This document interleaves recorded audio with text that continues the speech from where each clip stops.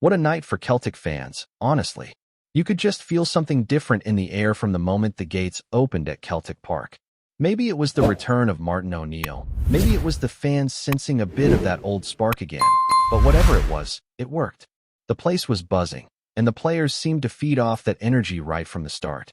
Before kickoff, there was that protest outside, folks showing frustration with the board, and you could see there's still tension around the club, no doubt about that. But once the football got going, it was like all that frustration turned into noise, into passion, into pure energy for the team. When O'Neill's name was announced over the speakers, the whole stadium just erupted. It was surreal, genuinely. Seeing that man back on the touchline after all those years brought back so many memories for fans who grew up watching his teams dominate Scottish football. It wasn't about tactics or complicated systems tonight. It was about simplicity, belief, and letting the players go out and play. You could tell O'Neill had said something along the lines of, "Go and enjoy it, lads. You know what you're good at. Show it." And they did. The first 20 minutes were a bit shaky, to be fair. Falkirk were pressing high, and the defense looked like it needed time to settle.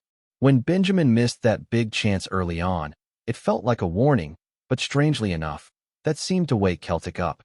From that moment on, it was all one-way traffic.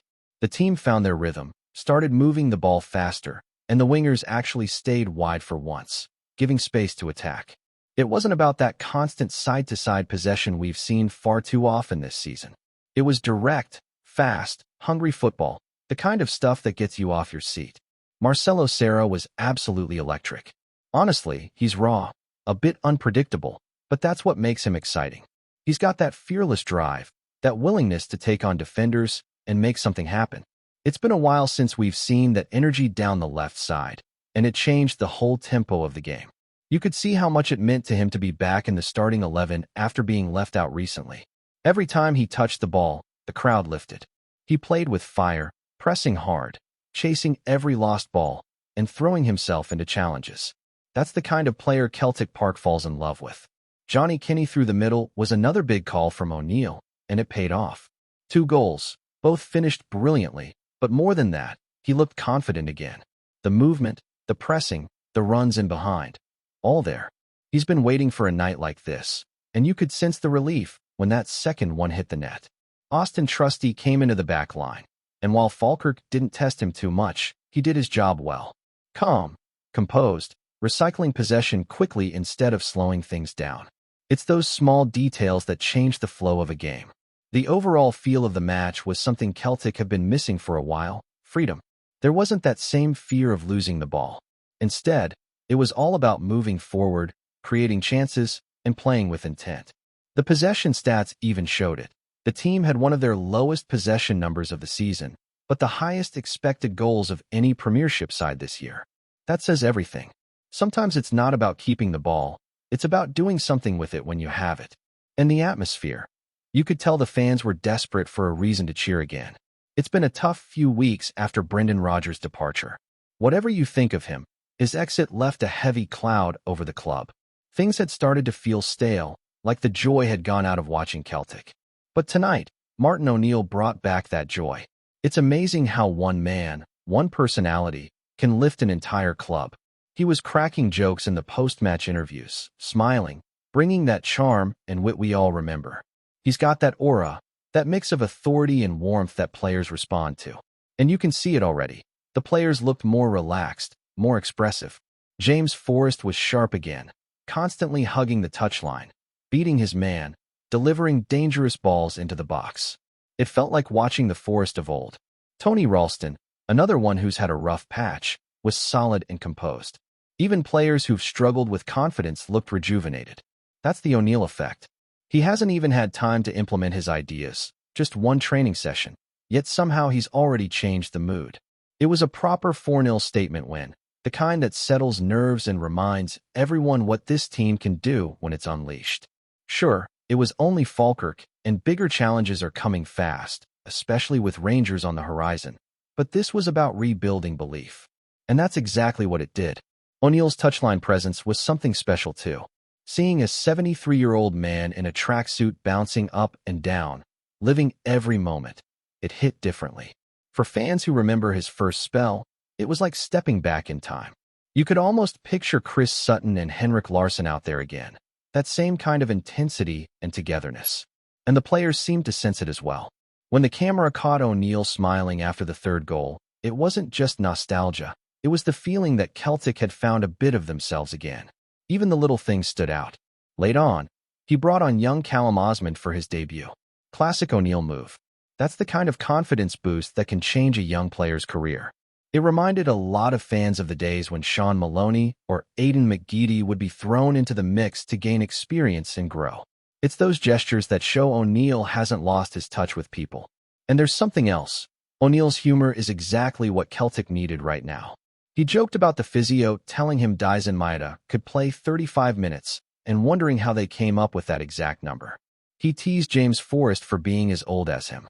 It's small, but it matters. After months of tension, fans and players alike needed to smile again. Of course, the focus now shifts to Sunday, and everyone knows that's a whole different level. The Old Firm games are never simple, and O'Neill knows that better than anyone. But if tonight proved anything, it's that he still has that ability to inspire belief. The team looked like a unit again, like a group that wanted to fight for each other. And with the gap now down to 6 points, the pressure is well and truly back on Hearts. For fans who lived through O'Neill's first spell, this feels like a beautiful flashback. For younger supporters, it's a chance to witness why he's held in such high regard. Back in the early 2000s, his teams were relentless, full of strength and personality. They didn't just win, they dominated. And even though this version of Celtic has changed a lot since those days, the spirit he brings is the same. He makes players believe they can be giants again. So yeah, it was Falkirk, and yes, bigger tests are coming, but you can't underestimate how important this night was. After weeks of frustration, confusion, and anger, Celtic fans finally walked out of the stadium smiling again. The songs, the chants, the joy, it was all there. And that's what football's supposed to be about. Walking out of Celtic Park that night, you could see it. On every supporter's face, that rare mix of relief and excitement. Folk were chatting, laughing, talking about goals again instead of board meetings and resignations. It felt like a proper Celtic night, the kind that keeps you awake after midnight replaying every pass and every tackle in your head.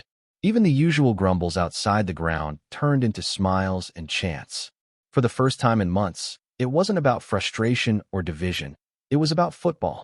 That's what Martin O'Neill has already managed to do. Shift the mood entirely in the space of 90 minutes. It's mad to think it's been over 2 decades since he first took charge of Celtic, yet his impact is exactly the same. There's something about his presence that commands respect, but also makes people relax. He doesn't overcomplicate things, doesn't talk in riddles about systems or percentages. He just knows how to connect with players and get them believing in themselves. You saw it straight away in the way they played. None of that hesitant, sideways passing that's been frustrating everyone all season. Instead, there was urgency, directness, and confidence. Players weren't scared to take risks anymore. O'Neill's simplicity is his genius. He's not out there pretending to reinvent the game. He looks at what each player does best and builds around that. It's no coincidence that the wingers hugged the touchline all game, creating width and stretching Falkirk apart. It gave the midfielders space to push forward and meant the strikers weren't isolated like they've been so many times recently. You could tell the message was clear. Stop overthinking, just play. The team looked liberated, almost like the shackles had been taken off. And how good was it seeing the crowd react to that? Every time the ball went forward, there was a roar, that swell of noise that only Celtic Park can create. Even when the odd pass went astray, there was no groan, no negativity, just encouragement. It felt like everyone was on the same page again. You can't fake that kind of connection between the stands and the pitch. It comes from belief, and belief is what O'Neill has always been brilliant at restoring. James Forrest looked 10 years younger, darting past defenders and linking up beautifully on the right.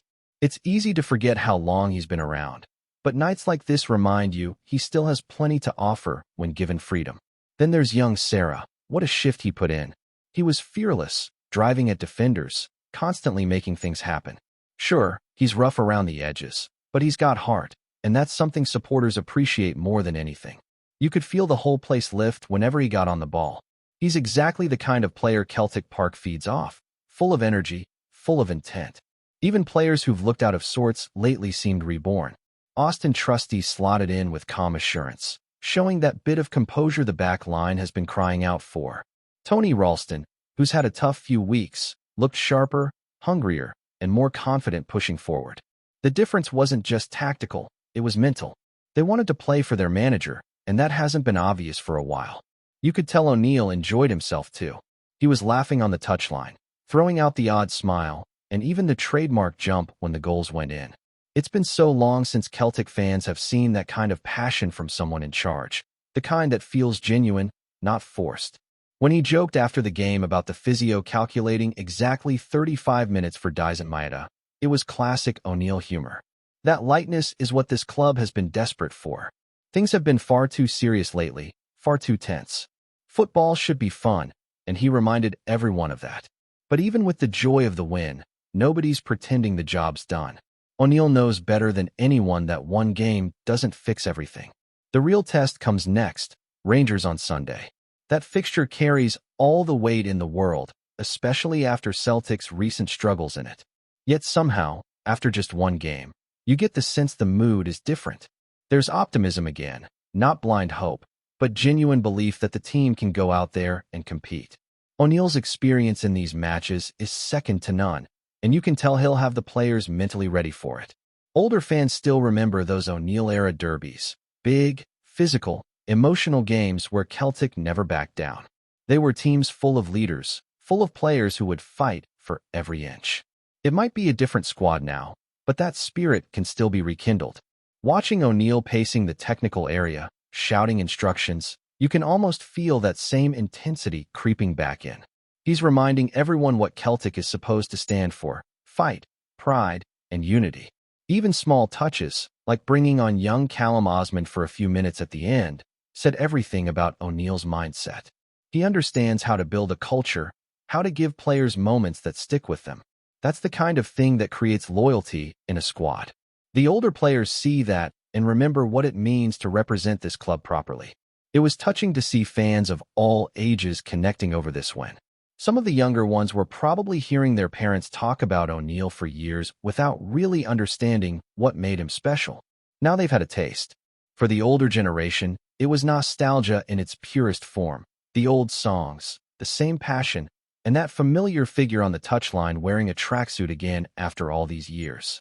It was as if time folded in on itself, and for one night, Celtic Park became a bridge between eras. Before we proceed, subscribe to our channel and enable notifications to receive all exclusive news about Celtic FC. Don't miss any details about your favorite team. It's extremely important for Celtic FC fans. Whispers are swirling around Glasgow this week, and they're growing louder by the hour. Celtic, the giants of Scottish football, are reportedly on the brink of pulling off what could be the most seismic transfer in their modern history. A sensational move for Scotland international striker Che Adams. According to murmurs echoing from Parkhead to pubs across the city, the deal is said to eclipse anything the Hoops have ever spent before. It's being described by insiders as historic, game-changing, and even the signing that could reshape the Scottish Premiership landscape.